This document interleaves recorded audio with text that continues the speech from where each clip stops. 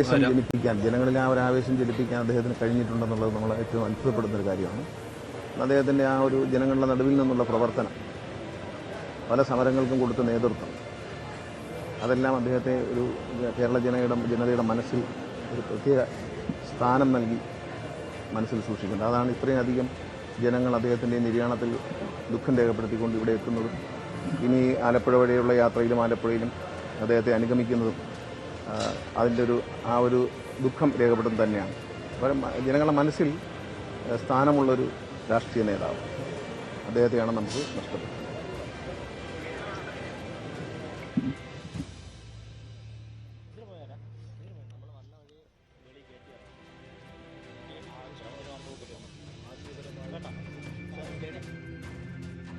വേദിയിൽ പോലും ഉന്നയിച്ചിട്ടുള്ള ആളുകളാണ് വി.എസും കെ.ബി. ഗണേഷ് കുമാറും. പക്ഷേ ആ ഒരു ബഹുമാനം അദ്ദേഹം സൂക്ഷിച്ചിരുന്നു എന്നതിന്റെ ഉദാഹരണം കൂടിയാണ് കെ.ബി. ഗണേഷ് കുമാറിന്റെ ഈ പ്രതികരണം സൂചിപ്പിക്കുന്നത്.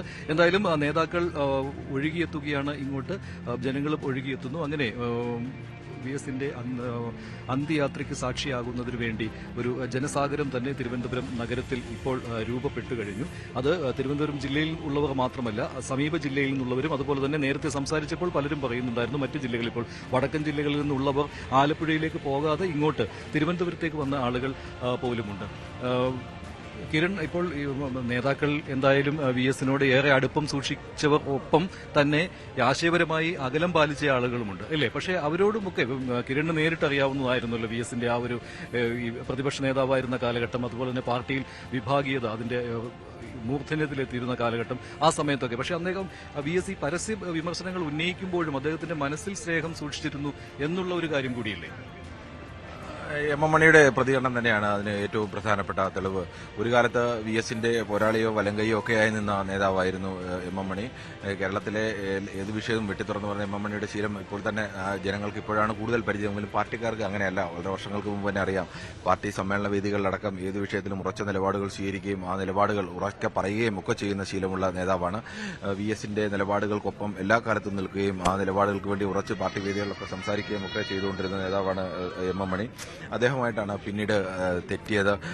അത് പ്രധാനമായും ഇടുക്കിയിലെ ഭൂമി ഒഴിപ്പിക്കലുമായി ബന്ധപ്പെട്ട വി.എസ് പൂച്ചകളെ ഇറക്കി എന്നൊക്കെ പറയുന്നത് പോലെ വി.എസ് എന്ന 3 പ്രധാനപ്പെട്ട സുരേഷ് അടക്കമുള്ള പ്രധാനപ്പെട്ട 3 ഉദ്യോഗസ്ഥരുടെ ഋഷിരാജ് സിംഗിന്റെയും സുരേഷിന്റെയും രാജു നാരായണസ്വാമിയുടെ നേതൃത്വത്തിൽ നടന്ന ഭൂമി ഒഴിപ്പിക്കൽ സമരവുമായി ബന്ധപ്പെട്ട് പാർട്ടി ഓഫീസിന്റെ അടക്കം ഭൂമി കയ്യേറ്റ ഭൂമിയാണെങ്കിൽ അതടക്കം ഒഴിപ്പിക്കുമെന്നുള്ള നിലപാടുകളിലേക്ക് പോയ ഘട്ടത്തിലാണ് വി.എസുമായി പൂർണ്ണമായും എം എം മണി തെറ്റുന്നത്. അതിനുശേഷം പരസ്പരം രണ്ടുപേരും മുള്ളും മുനയും വെച്ചുള്ള വാക്കുകളൊക്കെ പരസ്പരം പറഞ്ഞിട്ടുമൊക്കെ ഉണ്ട്. പക്ഷെ അങ്ങനെയൊക്കെ പറയുമ്പോഴും എം എം മണി എന്ന നേതാവ് എല്ലാ കാലത്തും അദ്ദേഹം കടന്നു വന്ന കാലഘട്ടത്തിൽ അദ്ദേഹത്തിന്റെ ഏറ്റവും പ്രധാനപ്പെട്ട നേതാവ്, അദ്ദേഹത്തിന് പ്രചോദനം നൽകി അദ്ദേഹത്തിന് എന്നും തണലായി നിന്ന നേതാവ് വി.എസ് അച്യുതാനന്ദനായിരുന്നു. അത് ഒരിക്കലും അദ്ദേഹം മറന്നിട്ടില്ല. എല്ലാ കാര്യത്തിലും അഭിപ്രായ വ്യത്യാസങ്ങളൊക്കെ പറയുമ്പോഴും വി.എസ് എന്ന നേതാവിനെ ആ സ്നേഹത്തോടും ബഹുമാനത്തോടും കൂടിയാണ് എം എം മണി എല്ലാ കാലത്തും കണ്ടിട്ടുള്ളത്. അദ്ദേഹം എപ്പോഴും വിയോജിപ്പുകളൊക്കെ തുറന്നു പറയുന്ന ഘട്ടത്തിൽ പോലും അദ്ദേഹം വി.എസ് എന്ന് പറയുന്ന നേതാവ് തന്റെ പാർട്ടി ജീവിതത്തിൽ, തന്റെ പാർട്ടിയുടെ വളർച്ചയിൽ തനിക്ക് നിർണായകമായ ചുമതലകൾ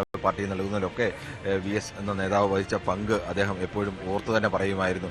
തന്നെപ്പോലെ ജീവിതത്തിന്റെ ഏറ്റവും താഴെത്തട്ടിൽ നിന്ന് വന്ന അടിസ്ഥാന വിദ്യാഭ്യാസം മാത്രമുള്ള ജനങ്ങളെ സംഘടിപ്പിക്കുക, തൊഴിലാളികളെ സംഘടിപ്പിക്കുന്ന പോരാട്ടത്തിന്റെ ഭാഗം മാത്രമായിരിക്കുന്ന ഒരു നേതാവിനെ കൈപിടിച്ചുയർത്തി സുപ്രധാന ചുമതലകളൊക്കെ നൽകുന്നതിൽ വി.എസ് അച്യുതാനന്ദൻ എന്ന നേതാവിനുള്ള പങ്ക്, മുതലുള്ള ആ വ്യക്തിബന്ധം അതിപ്പോഴും അദ്ദേഹം ഓർക്കുന്നു എന്നതുകൂടിയാണ് ഇതിൽ ഏറ്റവും പ്രധാനം.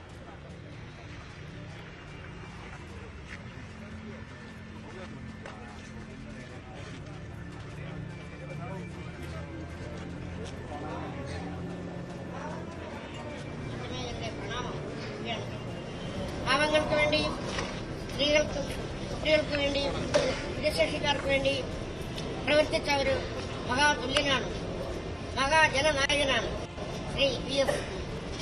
വി.എസിന് പകരം വയ്ക്കാനാണില്ല. വി.എസ് സമം വി.എസ് എന്നേ ഞങ്ങൾക്ക് പറയാനുള്ളൂ. ഞാൻ അദ്ദേഹം LDF കൺവീനറായിരിക്കെ അദ്ദേഹത്തിനെ പോയി കാണുകയും നമ്മുടെ സംഘടനാപരമായിട്ടുള്ള കാര്യങ്ങൾ സംസാരിക്കുകയും ചെയ്തു. അദ്ദേഹം ചിരിച്ചുകൊണ്ടാണ് എനിക്ക് മറുപടി തരുന്നത്. ഞങ്ങൾക്കും ഞങ്ങളുടെ സംഘടനകൾക്കും ചിരിച്ചുകൊണ്ടുള്ള മറുപടിയാണ് തരുന്നത്. അദ്ദേഹം ഏത് കവലയിൽ പ്രസംഗിക്കാൻ പോയാലും ഞങ്ങളെ ഒരു വാക്ക് കേൾക്കാൻ ഞാനവിടെ പോകും. ഒന്നും കള്ളിന്റെ ഇടയിൽ കൂടെ ഇടിച്ചു കയറി ഞാൻ അദ്ദേഹത്തിന്റെ പ്രസംഗം കേൾക്കും. അദ്ദേഹത്തിന്റെ ചിരി വല്ലാത്തൊരു സ്ഥിതിയാണ്. 2 പ്രാവശ്യം അദ്ദേഹം ഒരു പോയിന്റിൽ നിന്ന് സംസാരിക്കുകയും ചെയ്യുന്നത് ഒരു മനുഷ്യനാണ്. അദ്ദേഹത്തിന് കണ്ണീർ പ്രണാമം അർപ്പിക്കുകയാണ്. നമസ്കാരം.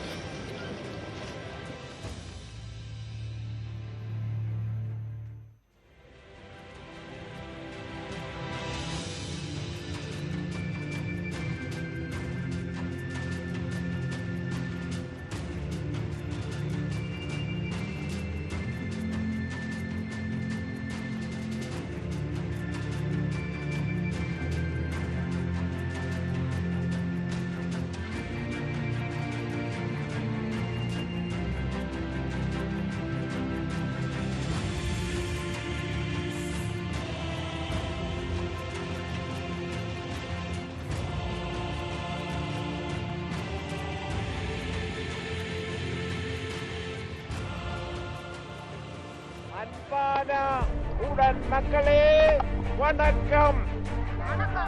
മൂന്നാറിലെ ആയിരക്കണക്കായ സ്ത്രീ തൊഴിലാളികൾ അടക്കമുള്ള തോട്ടം തൊഴിലാളികൾ കഴിഞ്ഞ 9 ദിവസമായി ചരിത്രം സൃഷ്ടിച്ച ഒരു സമര രംഗത്താണ്.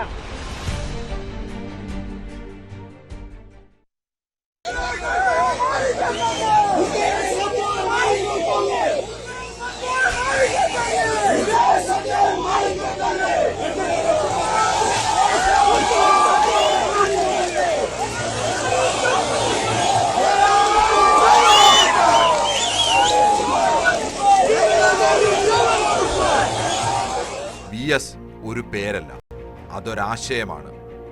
അവസാനിക്കാത്ത പോരാട്ടമെന്ന ആശയം, നീതിക്ക് വേണ്ടിയുള്ള കലഹങ്ങളെ പ്രതീക്ഷാഭരിതമാക്കുന്ന പ്രചോദനം, ആധുനിക കേരളീയ ജീവിതത്തെ അത്രമേൽ സ്വാധീനിക്കുകയും മാറ്റിമറിക്കുകയും ചെയ്ത നിലപാട്.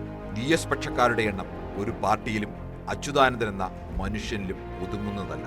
അതിനിയും കാലങ്ങളോളം പ്രകാശം പരത്തും. എന്റെ വൃദ്ധത്വം തലനരക്കാത്തതല്ല എന്റെ സ്വസവും. മുടിയ ദുഷ്പ്രഭുത്വത്തിൻ തിരുമുമ്പിൽ തലകുനിക്കാത്തതാണ് എന്റെ യൗവനം. കേരളത്തിന്റെ പ്രതിപക്ഷ നേതാവ്.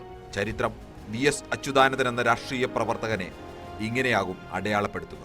പാർട്ടി സെക്രട്ടറി ആയാലും മുഖ്യമന്ത്രിയായാലും VS പ്രതിപക്ഷ നേതാവായിരുന്നു. ജനം പ്രതിപക്ഷത്തു നിന്നപ്പോഴെല്ലാം ജനങ്ങളുടെ ശബ്ദമായിരുന്നു. ജനങ്ങൾക്കും ഭാവി തലമുറകൾ ഒരു തരത്തിലുള്ള ക്ഷീണവും വരുന്നതല്ല എന്ന് പഠന റിപ്പോർട്ട് ലഭിച്ചതിന് ശേഷം മാത്രമേ കൂടംകുളം പദ്ധതിയുമായി മുന്നോട്ട് പോകാവൂ. പ്രകൃതി